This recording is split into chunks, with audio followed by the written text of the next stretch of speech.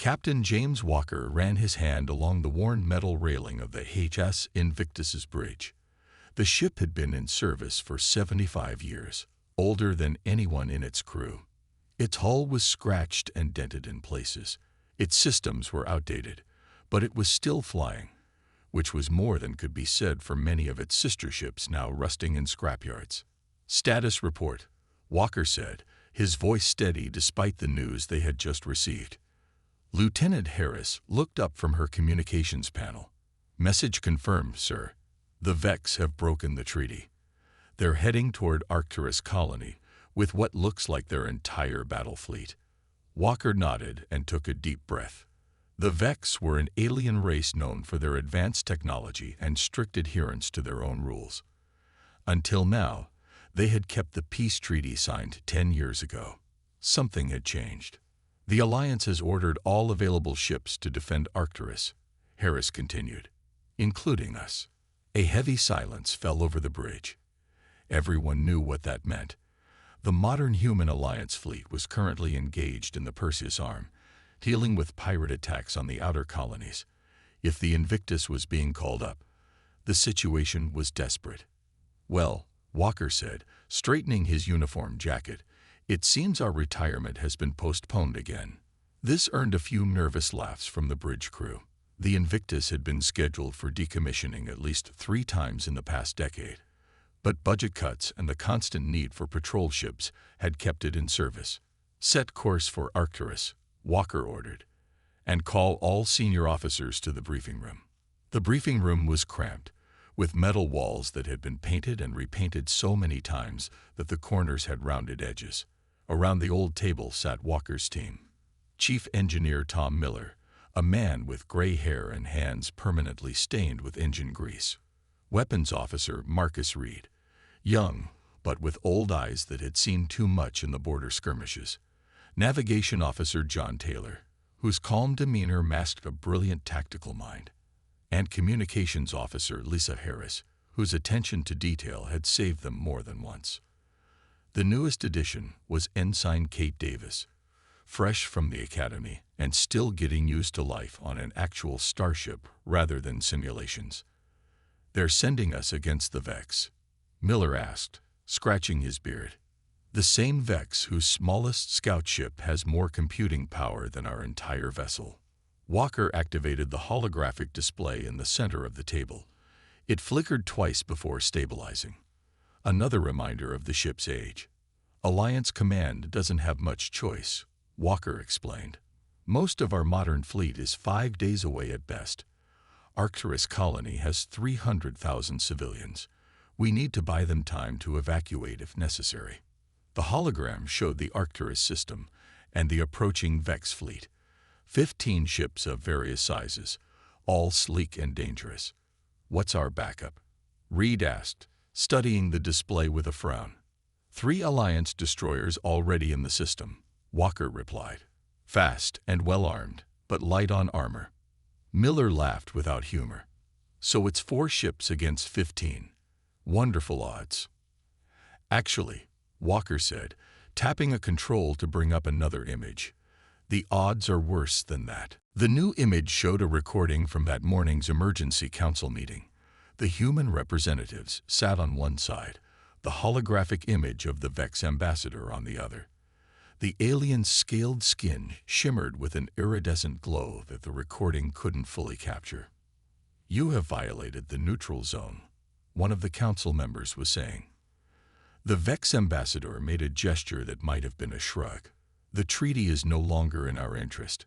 Arcturus colony sits on resources we require. We are simply taking what we need. The Alliance will defend its citizens," the council head stated firmly. The Vex ambassador's face contorted in what passed for a smile in his species. "With what? Your modern fleet is engaged elsewhere.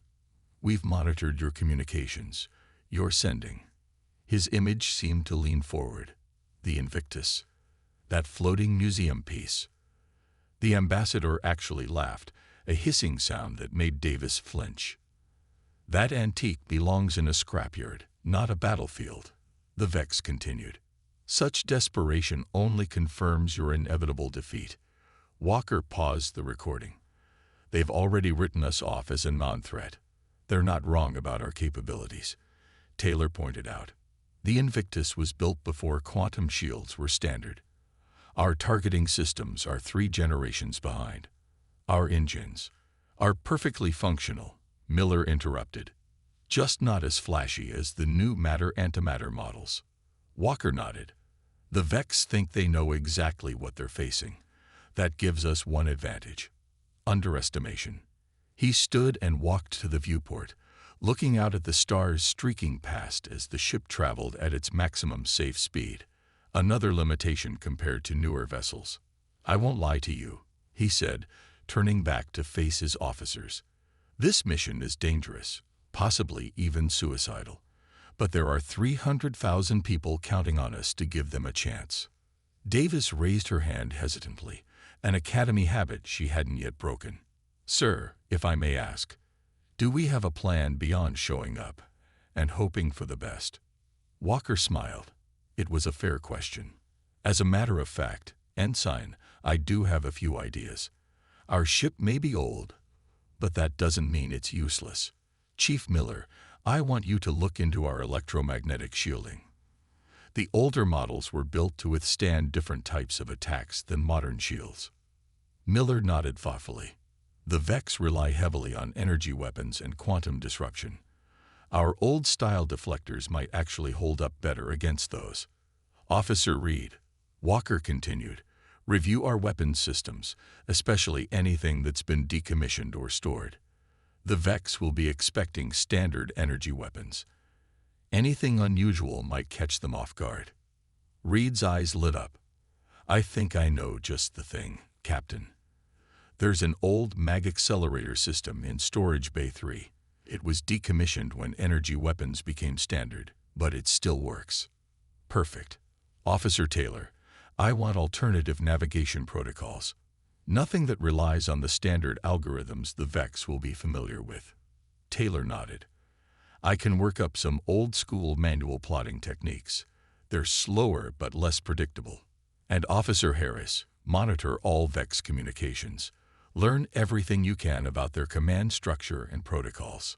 Walker looked at each of his officers in turn. The Vex think we're obsolete. Let's show them that sometimes old technology has advantages they've forgotten about. As the meeting broke up, Davis approached the captain. Sir, what can I do? I don't have a specialized role yet. Walker studied the young ensign. She had graduated top of her class in theoretical physics, knowledge that might prove useful. Work with Miller and Reed, he told her. Your fresh perspective combined with their experience might see possibilities the rest of us miss. As the Invictus continued toward Arcturus and its date with a vastly superior enemy fleet, Walker returned to the bridge. The old ship hummed around him, systems that had kept running through decades of service and countless battles. They think you're just a relic, he said quietly to the ship. Let's prove them wrong. The engine room of the HSS Invictus was a maze of pipes, cables, and machinery that hummed with energy.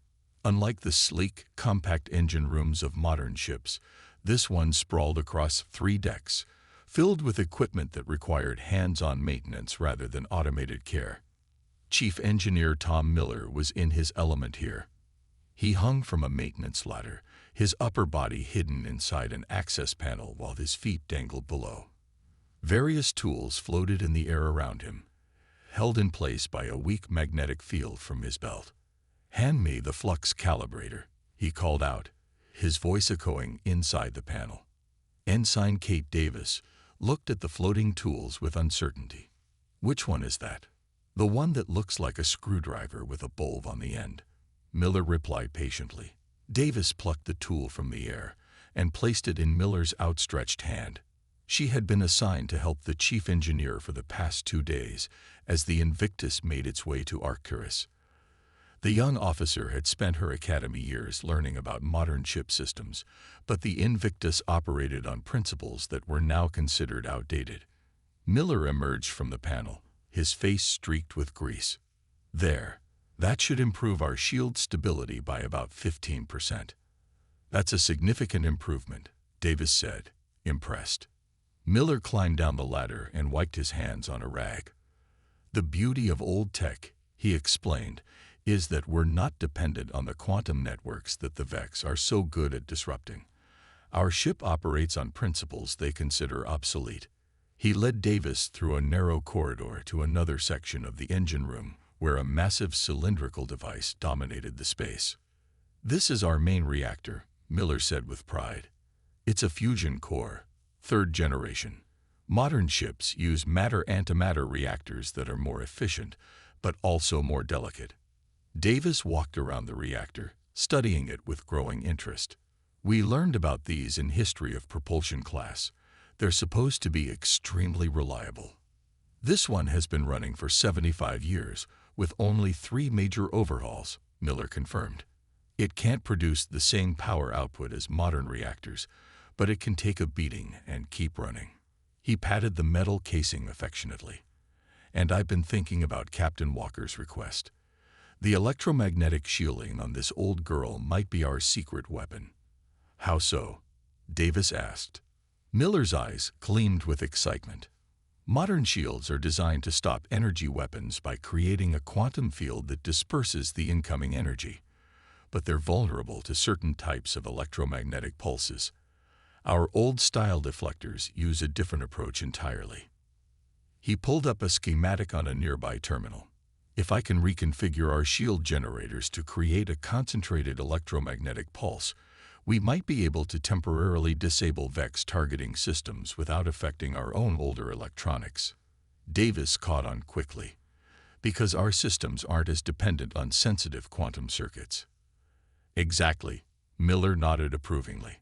"Sometimes being old-fashioned has its advantages." On the other side of the ship, Weapons Officer Marcus Reed was elbow-deep in a storage crate, pulling out dusty components and placing them on the deck around him.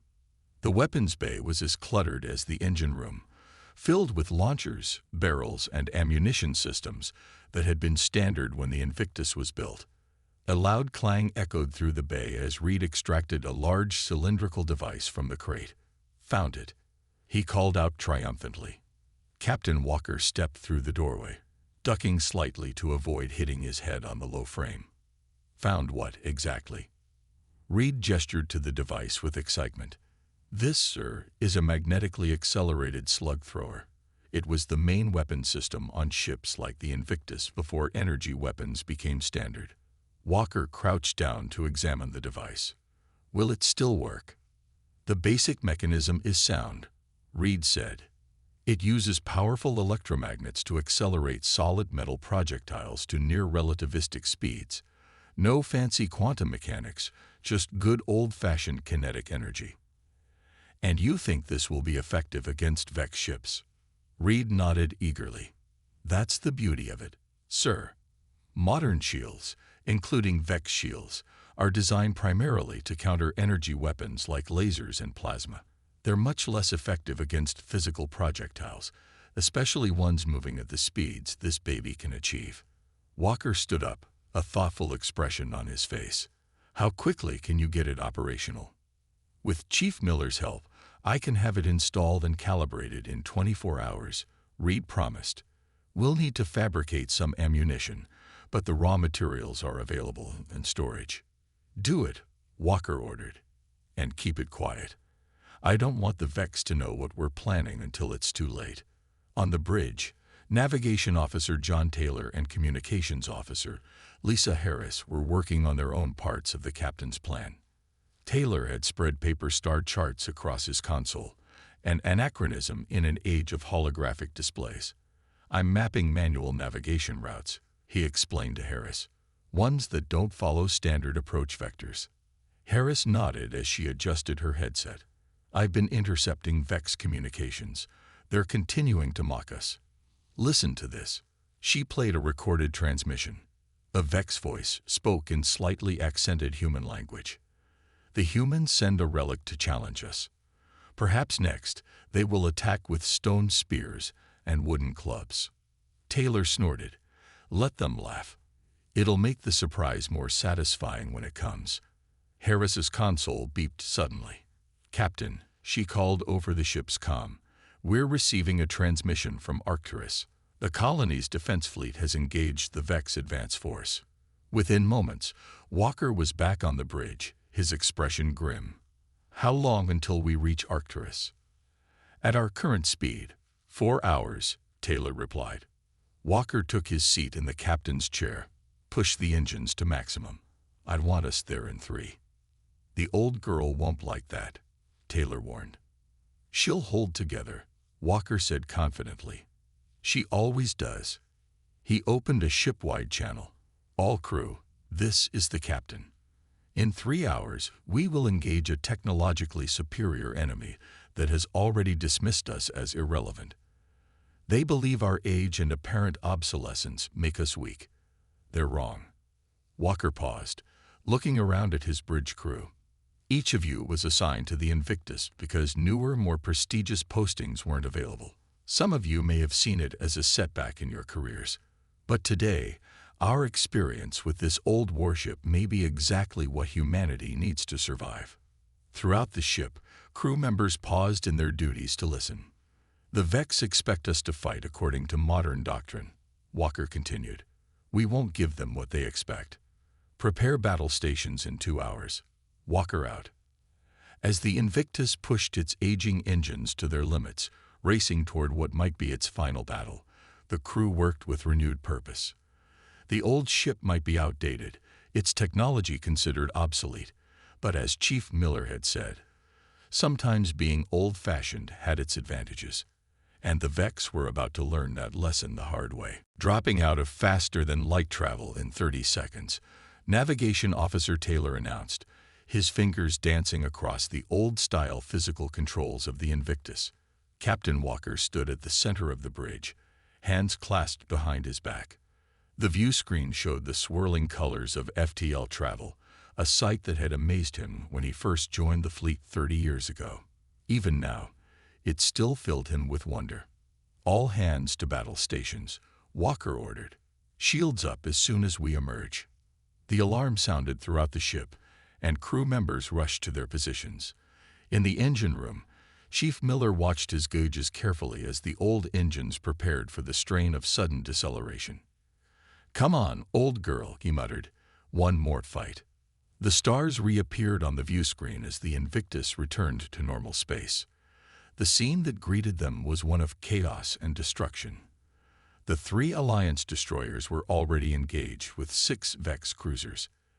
Energy beams crisscrossed the void between the ships, and Walker could see that 2 of the human vessels were already showing signs of damage. Status report, Walker demanded. The destroyer Valiant has lost shields and is taking heavy damage, Harris reported, listening to the frantic communications between the Alliance ships. The Defiant and Resolute are still fighting, but they're outnumbered. Tactical analysis, Walker said, turning to Reed. The weapons officer studied his display. The Vex ships are using a standard attack formation. Their energy weapons are cutting through the destroyer's shields faster than they can regenerate. Walker nodded, his expression grim. Just as we expected. Where's the rest of the Vex fleet? 9 more ships are holding position near Arcturus, Taylor reported. They appear to be waiting to see if these 6 can handle the situation. Walker smiled thinly. Then we have a chance to even the odds before the main force engages. Harris, open a channel to the Alliance ships. Channel open, sir.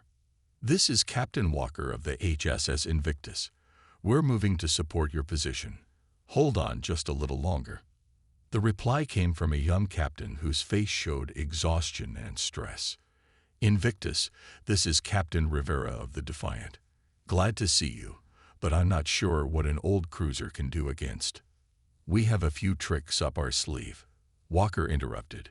Just keep their attention for 3 more minutes. He turned to Taylor. Take us in. Course 175 Mark III. Full impulse power. The Invictus surged forward, its old engines roaring. As they closed the distance, the view screen showed a clear image of the sleek, angular Vex ships with their shimmering energy shields. Incoming transmission from the Vex flagship, Harris announced. Put it through, Walker ordered. The screen changed to show the scaled face of a Vex commander. His eyes were vertical slits that narrowed as he regarded the humans. "Human vessel," the Vex said, his voice carrying a hint of amusement. "You are advised to retreat. Your obsolete technology stands no chance against our fleet. Surrender now, and we will spare your crew." Walker straightened his uniform and stared directly at the Vex. "This is Captain Walker of the HSS Invictus. We respectfully decline your generous offer." The Vex commander made a dismissive gesture. "Then you will be destroyed like the others. Our sensors show your vessel lacks modern defenses. This will not take long." The transmission ended, and Walker turned to his crew. "They took the bait. They think we're easy prey." "Sir," Reed reported, "the Vex are adjusting their formation. 4 ships are continuing to engage the destroyers, but 2 are breaking off to intercept us." Walker nodded. "Perfect. They're splitting their forces. Miller, is the electromagnetic pulse ready?" "Ready and waiting, Captain." Miller's voice came over the comm. "On your mark." "Ensign Davis, are the calculations complete?" Walker asked. Davis, who had been working at a secondary console, looked up. "Yes, sir. I've mapped the frequency patterns of the Vex shields based on the data we gathered. If we time the pulse correctly, we should disrupt their targeting systems for approximately 12 seconds. That's all the time we need." Walker took his seat in the captain's chair. "All hands, prepare for combat maneuvers. Reed, is the slug thrower online?" "Yes, sir. Loaded and ready to fire." Walker leaned forward, his eyes fixed on the approaching Vex cruisers. Their sleek hulls gleamed in the light of Arcturus's sun energy weapons charging with a bright blue glow. "Let them get within 50,000 kilometers," Walker ordered. "Then execute countermeasures Plan Alpha." The bridge was silent except for the beeping of consoles and the occasional status report. The distance counter ticked down. 70,000, 60,000, 55,000. Vex cruisers charging weapons, Reed warned. "Hold steady," Walker said calmly. 50,000 kilometers. "Now, Miller," Walker commanded. Deep in the engine room, Miller threw a series of switches. The lights on the bridge dimmed momentarily as power was diverted to the electromagnetic emitters spread across the hull of the Invictus. A massive pulse of electromagnetic energy burst from the old ship, invisible to the eye, but devastating to sensitive electronic systems. On the view screen, the Vex cruisers seemed to falter. Their engines flickered, and their weapons discharge became erratic. "Direct hit," Davis exclaimed. "Their targeting systems are offline." "Reed, fire the slug thrower," Walker ordered immediately. Reed pressed the firing control. With a shudder that ran through the entire ship, the recommissioned weapon launched its first projectile. A solid metal slug the size of a small car, accelerated to near relativistic speed by powerful electromagnets. The weapon was crude by modern standards, using technology that had been replaced by energy weapons decades ago. But the Vex, with their sophisticated shields designed to disperse energy attacks, were unprepared for a physical projectile moving at such tremendous speed. The slug tore through the weakened shields of the nearest Vex cruiser and punched straight through its hull. Secondary explosions bloomed along the ship's sleek form as atmosphere vented into space. The cruiser listed to one side, clearly crippled. A cheer went up from the bridge crew of the Invictus. "Direct hit on the first cruiser," Reed reported, unable to keep the excitement from his voice. "Their hull is breached in multiple locations." "The second cruiser is adjusting its shields," Davis warned. "They're adapting more quickly than we anticipated." Walker nodded. "As expected." Taylor, evasive pattern Delta. "Reed, prepare another slug but hold fire until I give the order." The Invictus wheeled away from the damaged Vex cruiser, its old engines straining as Taylor pushed them to their limits. The second Vex vessel gave chase, its weapon systems coming back online as it recovered from the electromagnetic pulse.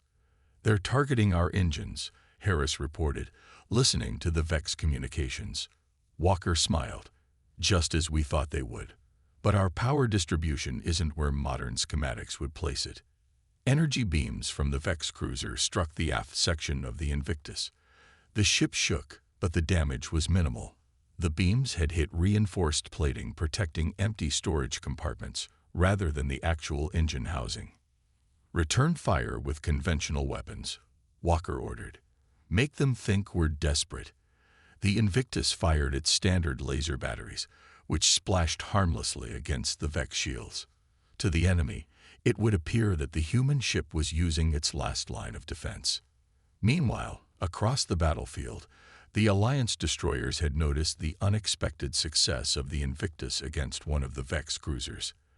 They began to concentrate their fire on the remaining enemies, fighting with renewed hope. "Sir," Harris called out, "Captain Rivera is asking how we managed to take down a Vex cruiser." Walker's eyes never left the tactical display. "Tell him we'll explain later. For now, tell him to watch and learn." As the battle continued to unfold around them, the crew of the Invictus prepared for their next move. The old ship might be outnumbered and outgunned, but it had landed the first meaningful blow of the engagement. The Vex were no longer laughing. The bridge of the Invictus shook as another Vex energy beam struck the ship's hull. Warning lights flashed across control panels, but the old vessel held together. "Damage report," Walker demanded, gripping the arms of his captain's chair. "Hull breach on deck 4, Harris reported. "Emergency force fields are holding.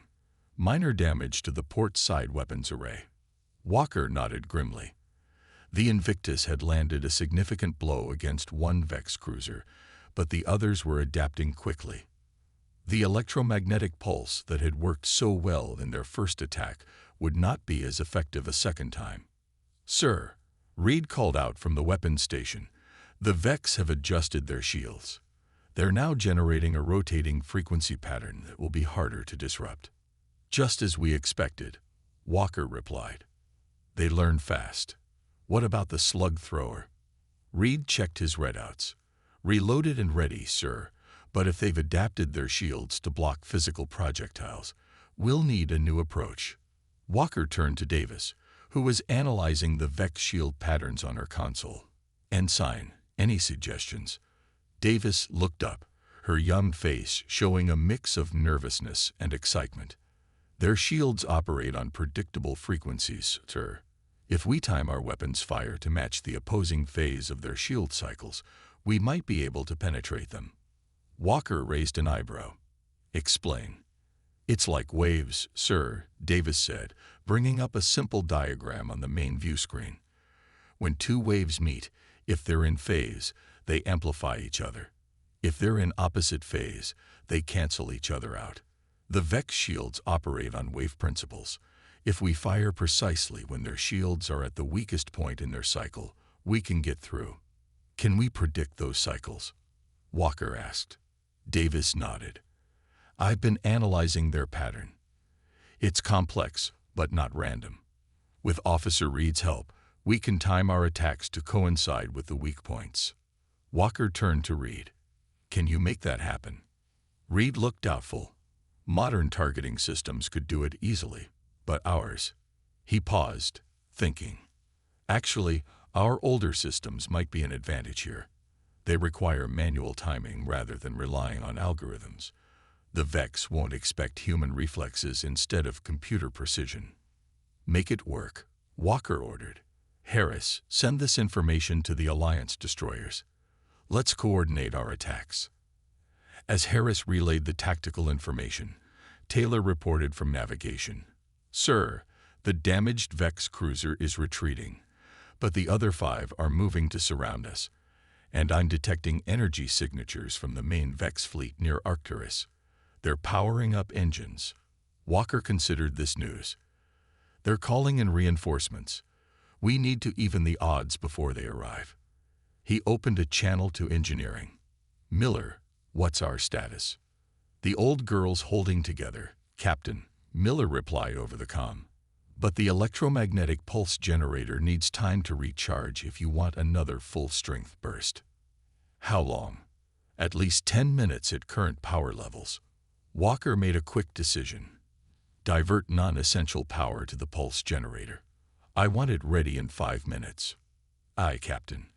But that means reduced power to secondary systems, including life support on the lower decks. Do it, Walker ordered. Evacuate all personnel from those sections first.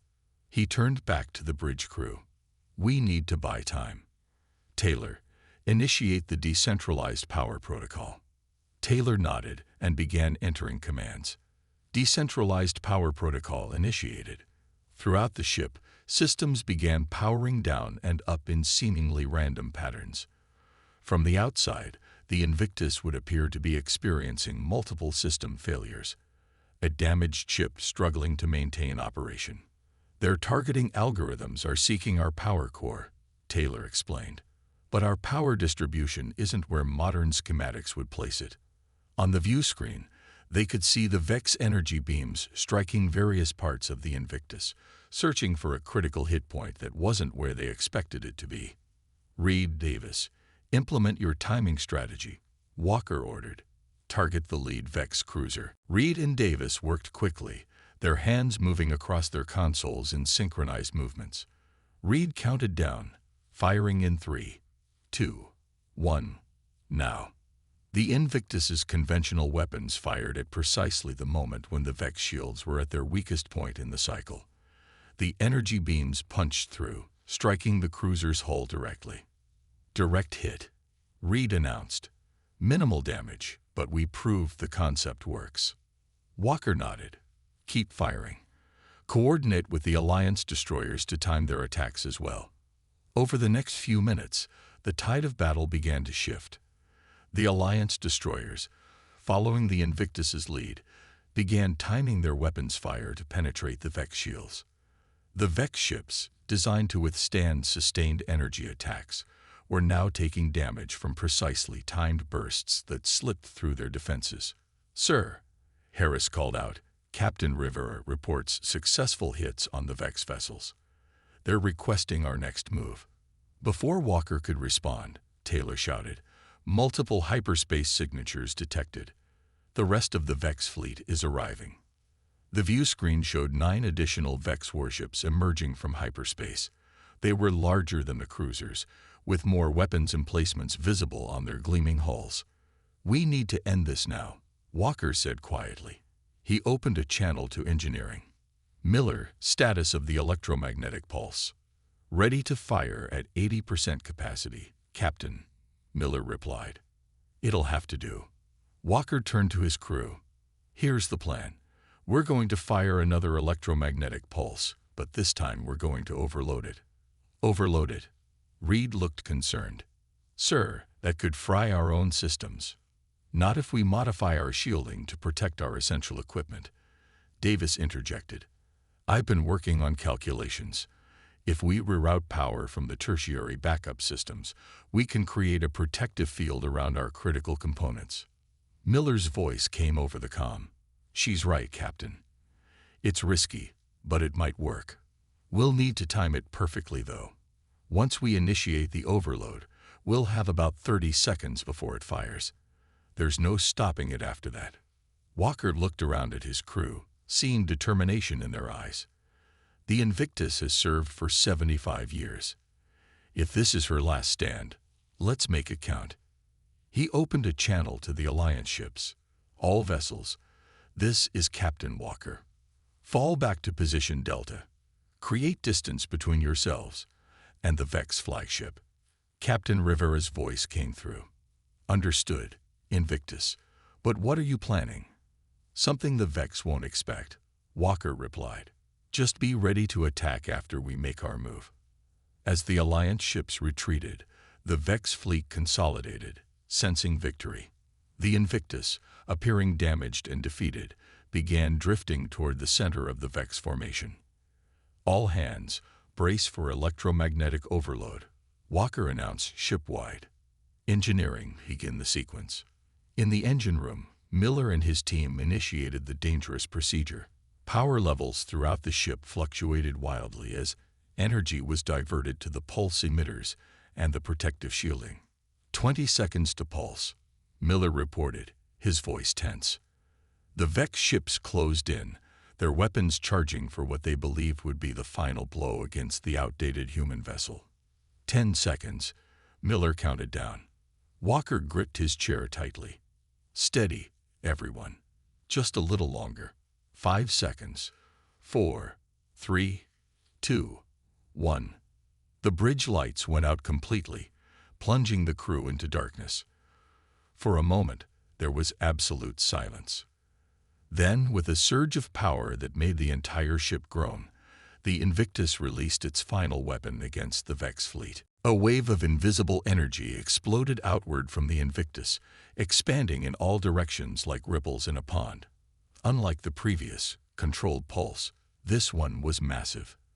A desperate, all-or-nothing gambit. The effect on the Vex fleet was immediate and devastating. The sleek alien ships, so dependent on their advanced technology, suddenly went dark. Their engines sputtered and died. Weapons systems powered down. Communication arrays fell silent. The sophisticated shields that had protected them flickered and disappeared. Inside the Invictus, the situation was hardly better. Emergency lighting cast an eerie red glow across the bridge as backup systems struggled to come online. The ship drifted, its own engines temporarily offline. Status report, Walker called into the darkness.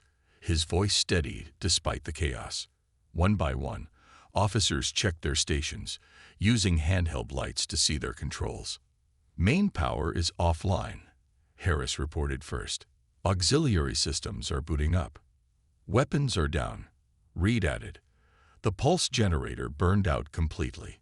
Taylor worked his navigation console by the light of a small flashlight. Engines are offline. Maneuvering thrusters only. Walker nodded in the dim light.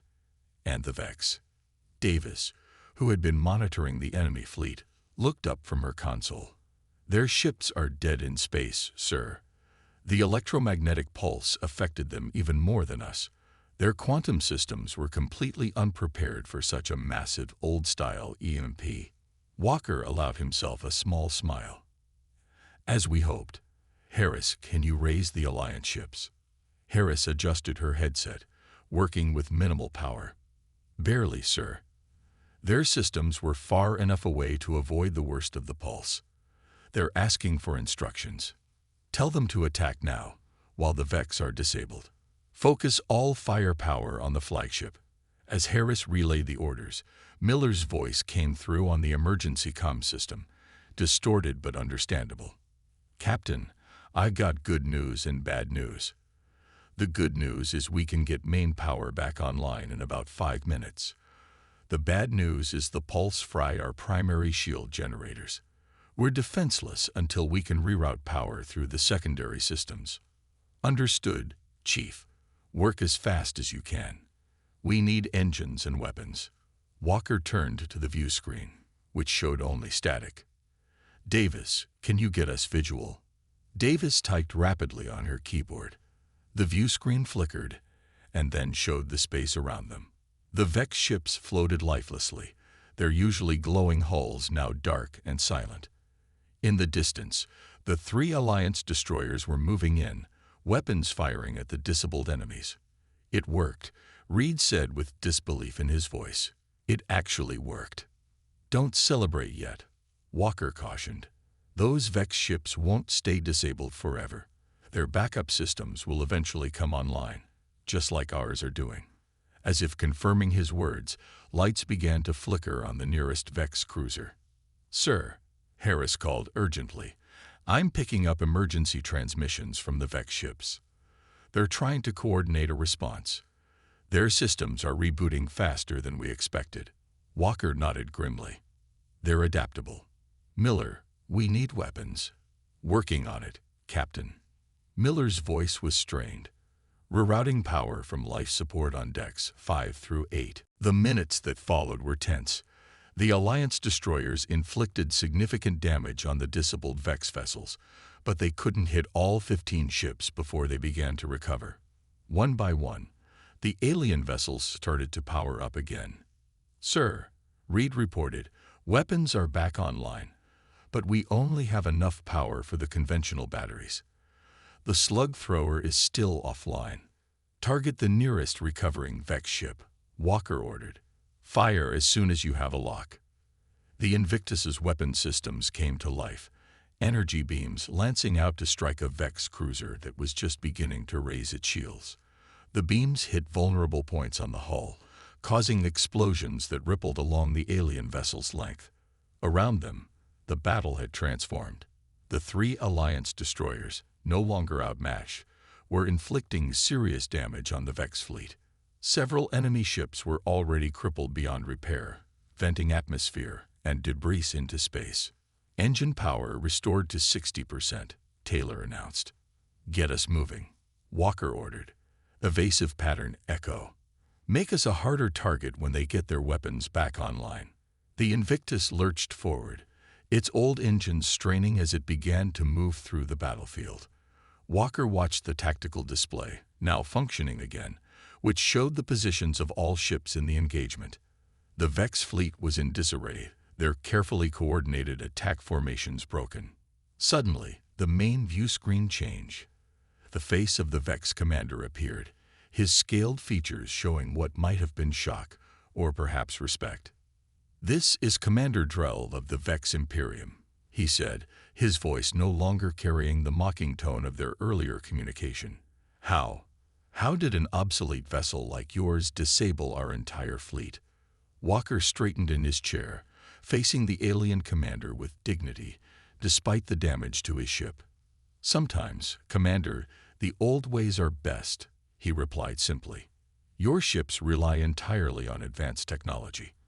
Ours remembers what came before, technology robust enough to survive what your delicate systems cannot." Drell was silent for a moment, his vertical pupils narrowing. "The battle is not over, human. Look around you, Commander." Walker gestured to the tactical display, which showed that nearly half the Vex fleet was now disabled or destroyed. Your remaining ships are damaged. The colony's defense force is regrouping. Alliance reinforcements will arrive within hours. The only question now is how many more of your people will die before you withdraw. The alien commander's face revealed nothing, but his silence spoke volumes. "This is Captain James Walker of the HSS Invictus," Walker continued, his voice firm. "I offer you one chance to retreat with your surviving ships. There has been enough death today." The standoff lasted several tense seconds. Finally, Drell made a gesture that might have been resignation. "Your victory today is unexpected, Captain Walker. The Vex Imperium will withdraw from Arcturus space." The transmission ended abruptly. On the tactical display, the remaining functional Vex ships began to move away from the colony, gathering their damaged vessels as they went. A cheer broke out on the bridge of the Invictus. Walker allowed it to continue for a moment before raising his hand for silence. "The battle is won, but our job isn't done until the Vex have left the system completely. Maintain battle stations." "Captain," Harris called out, "I'm receiving transmissions from Arcturus colony and the Alliance destroyers. They're cheering for us, sir." Walker nodded, a small smile on his face. "Tell them the honor was ours." As the battered Invictus maintained its position, watching the Vex fleet retreat, Walker looked around at his crew. The mixture of veterans and young officers who had accomplished the impossible. Their old ship, scheduled for decommissioning after this mission, had proven that experience, ingenuity, and human unpredictability could triumph over even the most advanced technology. "Well done, everyone," Walker said quietly. "The HSS Invictus has earned her place in history today." Engineer Miller's voice came over the comm, filled with pride. "And they said she belonged in a museum." Walker laughed. "She does, Chief, but not quite yet." The old warship, scared and damaged but victorious, continued its patrol of Arcturus space. The ship that had been mocked as obsolete had proven that sometimes old technology, combined with human courage and ingenuity, could overcome any obstacle. They had mocked the old warship, never expecting it would be their undoing.